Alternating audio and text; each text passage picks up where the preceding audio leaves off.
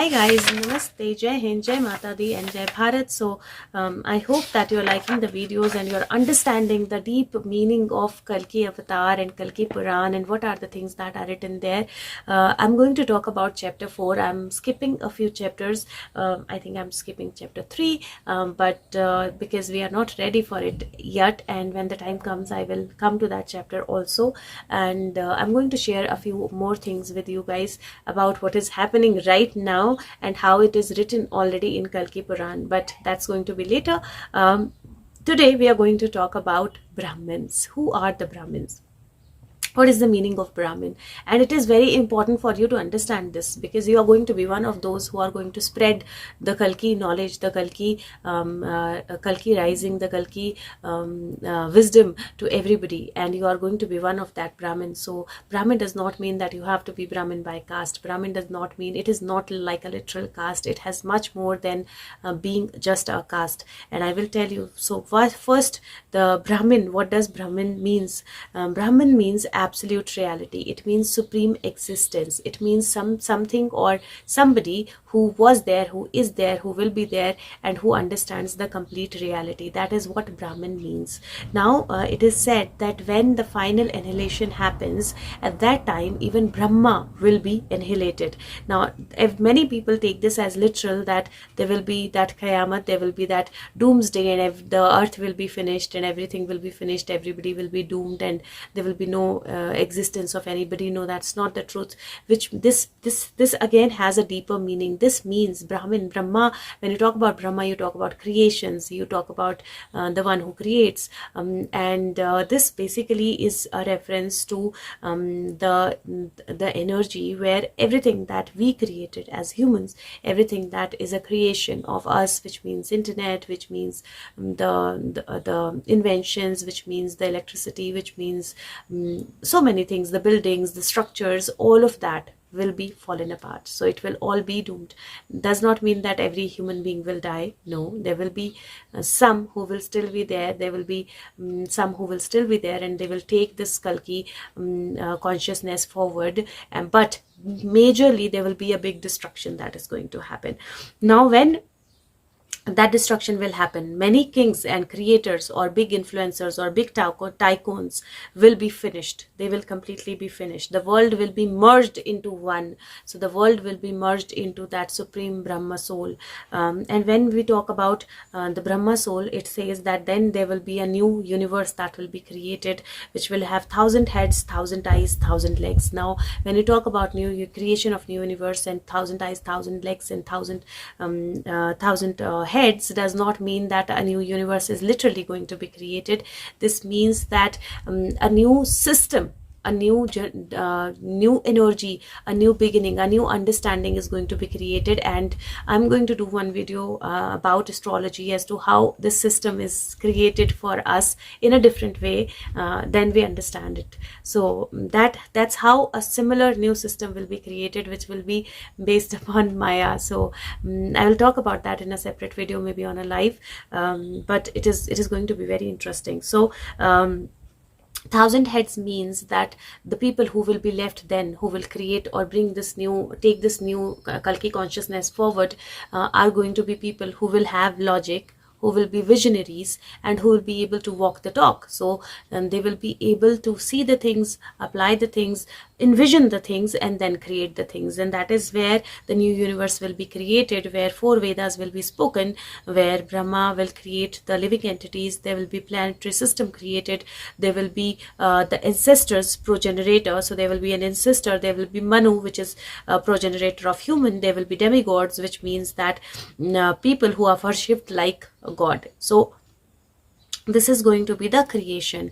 Now this creation does not mean that literally things will be created. This means that slowly and gradually we'll build up our understanding, we'll build up our solution system, we'll build up our learning systems all over again. And this also says that everybody will be in Vishnu, everything will be Vishnu, but will be under the influence of Maya, which means they will not realize they will Vishnu, they are Vishnu, but they will be Vishnu. Now who those creators are going to be?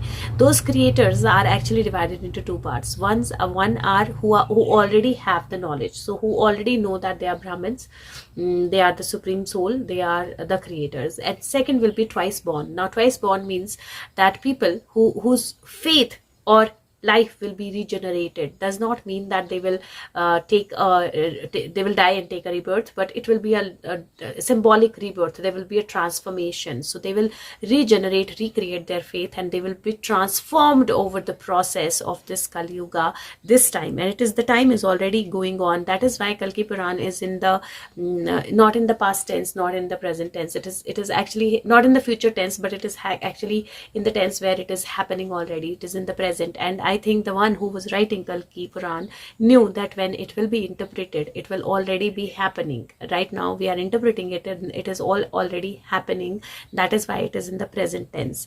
Now when we talk about twice born, these twice borns and the Brahmins are going to be the instruments of Kalki consciousness. So they will bring in the Kalki Yuga, they will take forward the Kalki consciousness. And what are the characteristics of these Brahmins? What are the characteristics that they will carry?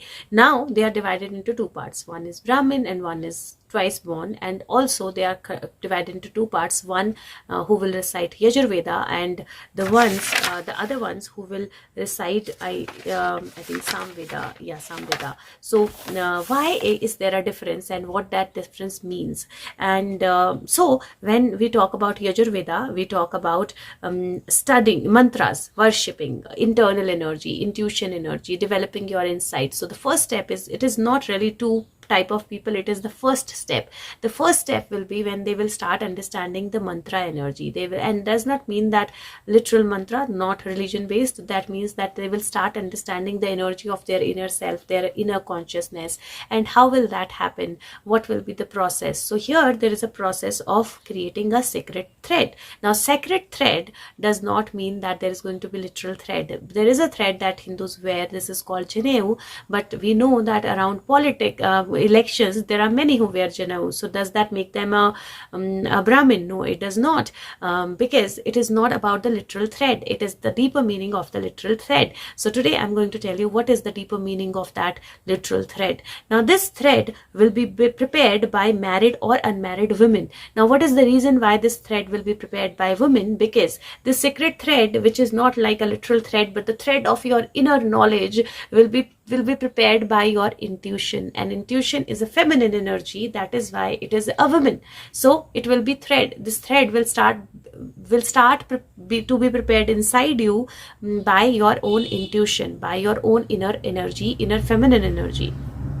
Now this basically says that the thread will have three strands. When we talk about three strands, that means that your inner energy that will build up this thread of your intuition or your awakening will be based upon your power, your abilities, your bal. So basically your power, in a way, that inner power that you have. Your buddhi means your ability to think and ability to understand, and your vivek means that your patience. So that intuition energy will be built upon how powerful you are inside outside, which means that how powerful your faith is basically, right? So your power, your inner power, your ability to think and understand and comprehend, and your patience. Now this will be there will be 6 circles of the thread, of each thread. Now 6 circle means that your 6 senses. So these 3 qualities, when they overpower all your 6 senses, and all your 6 senses are under the complete control of your power, of your mind, or of your ability to understand and comprehend, and your patience, that is when this thread is complete. Now this thread, when complete, will be worn through dividing your body into the half. So one shoulder and one side on the waist. Now why will it divide your body into the half? This is basically that when you bring that energies in, you will understand that you are Ardhanarishwar, you are a part of feminine and masculine, and you are two coming together, because your heart will be on one side and the rest of the body will be on one side. So basically your intuitive energy and your physical or action energy, they will be together, synced in completely, and you will know that that you are the Ardhanarishwar. You have both these energies. Now, when you wear that, it will be worn a little above your navel. Now, this has a very, very beautiful reference. I will tell you why. Because when you talk about internal energy, intuition energy, this is the energy. Your chakra system can be divided into two parts. One is below the navel, other is above the navel. The above the navel is majorly about your internal self, your awakening energy, your intuition energy, your energy of your willpower energy, all those energies. And below it is about what is mine, my lust, my wants, my needs.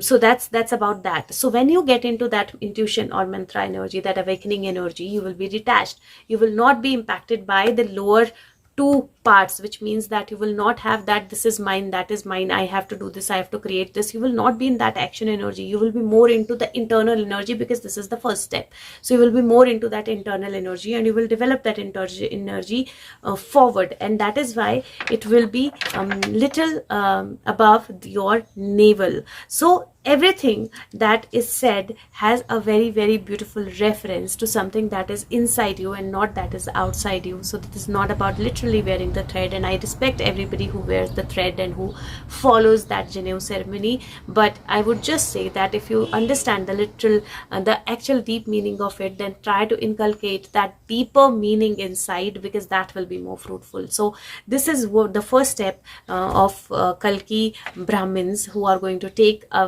forward the Kalki Yuga or the Kalki consciousness, and I hope that you inculcate these qualities and become one of them. And the second part is even more interesting, and that I'm going to talk about in the next video. Till then, take care of yourself, and if possible, please like it and spread it as much as possible, because it is important for each one of us now to start understanding it, the deeper meaning, the real meaning. And thank you so much. Take care. Bye bye.